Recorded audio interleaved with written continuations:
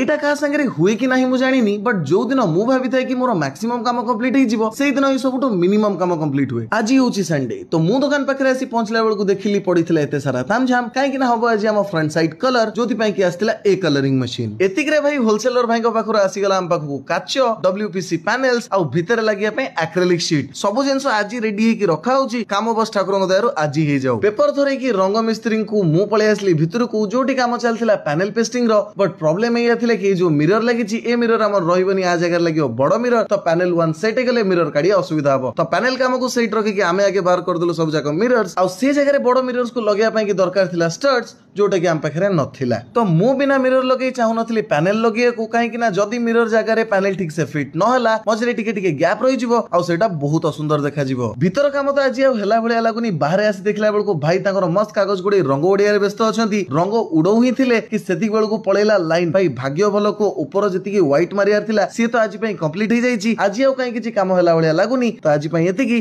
देखा जाओ काली को होची।